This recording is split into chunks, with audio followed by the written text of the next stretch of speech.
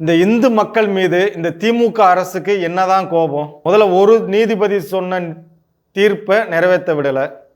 இப்போ 2 நீதிபதி சொன்ன தீர்ப்பை எதிர்த்து நாங்கள் மேல்முறையீடு பண்ணுவோன்னு சொல்லி திமுக அமைச்சர் ரகுபதி அவர்கள் சொல்கிறார். அதையும் சுடுகாடையும் கோயிலையும் 2ஐயும் ஒன்றா ஒப்பிடுறாரு. தன் கையை வைத்தே தன் கண்ணை குத்துவது போல ஒரு இந்துவா இருந்துக்கிட்டு அவர் சொல்றாரு. ஏன் அவங்க கட்சியில் ஒரு சிறுபான்மையர் இல்லையா? திமுகவில் இருக்கிற ஒரு சிறுபான்மையர் ஒருத்தர் பேசவில்லை, எங்களுக்கு இழைக்கப்பட்ட அநீதி அப்படின்னு சொல்லலாம்ல அவரு. இந்துக்கள் பூரா முட்டாளா இருக்கனால தான் திமுக நம்மளை ஏமாத்திக்கிட்டே இருக்கு. தயவு செய்து திமுகவில் இருக்கிற இந்துக்கள் கண்டிப்பான முறையில் சிந்தியுங்கள். நீங்கள் எல்லாமே கோபாலபுரத்து கொத்தடிமைகள் ஆகிட்டீங்க, அதனால் கண்டிப்பாக நீங்கள் யோசிக்க மாட்டீங்க.